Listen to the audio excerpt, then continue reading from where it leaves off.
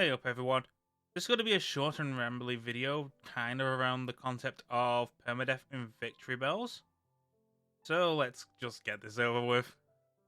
So, permadeath in victory bells. How do you kill your bell?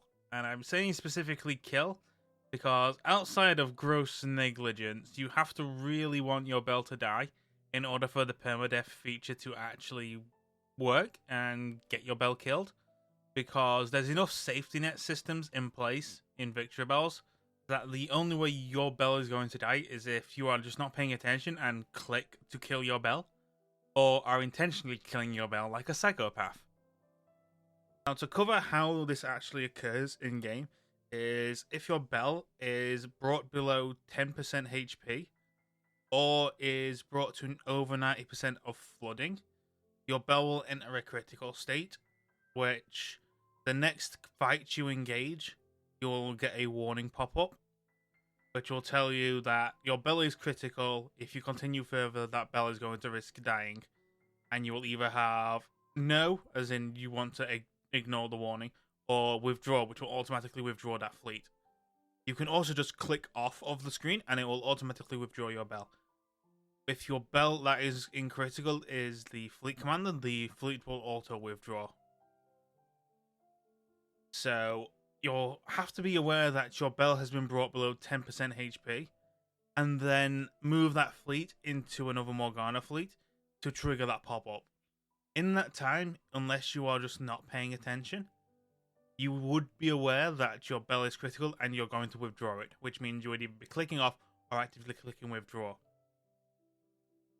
So there is not actually a way for you to just kill your bell without you actually realizing it, unless you're just not paying attention.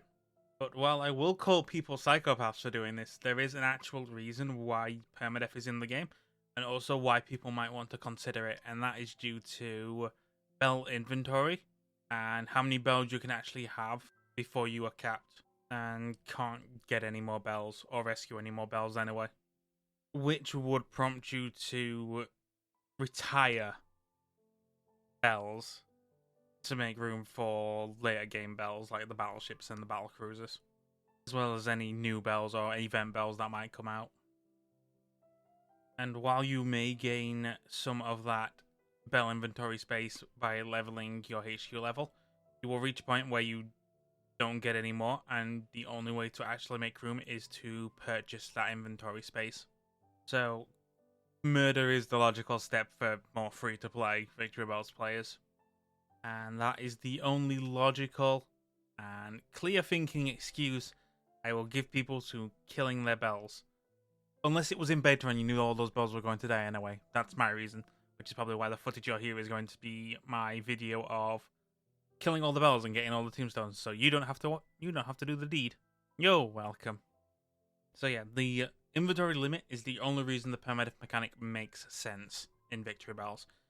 And outside of that, if you don't have the inventory issues, permadeath is kind of just non-existent. And I'm personally not a fan. Again, I'm personally not a fan of permadeath. I think there was better systems to move bells out of your inventory. Maybe if we had a little retirement home inventory section where we could just move bells or then actually retire them while still being able to do their stories or get equipment from them. But then that would cause the issue of the inventory bloat that comes along with having so many bells, so many vestures piling up. But it also happens with the new bells you're finding, and you're just stockpiling vestures that you can't spend on rescuing bells yet. I can't quite remember if the rescued vestures of bells you kill become a part of the removed from the auto promoting feature. I think they're not. I think they're still part of the auto promoting feature, which makes re-getting those vestures while not making sure you accidentally promote using those vestures a bit difficult, but that may have changed during a later patch.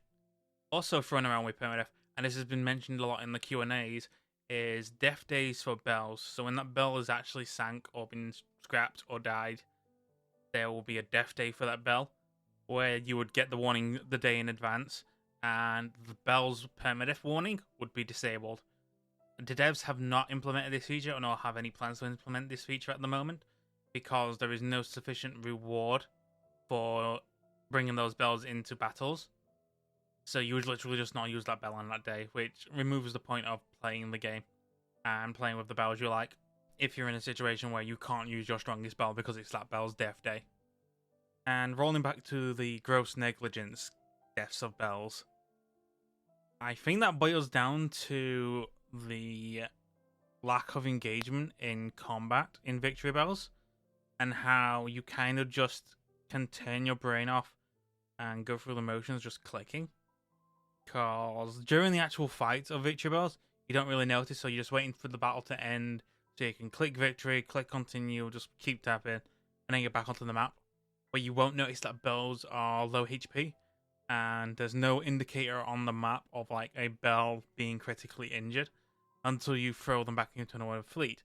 So if you're moving into another fleet and just tapping away while looking away, and you don't notice that bell is critical, and you accidentally click in the wrong place, then I can see that being an issue. Which again boils down to the fact that Victory Bells, while the map navigation aspect of Victory Bells can be really complex and fun, the battles themselves are just you watching a simulation, which can get dull, and it's probably why most people just speed up to ×8 to just get it over and done with, to get to the actual playing of the game. And that's all I have to say on Permadeath as of now.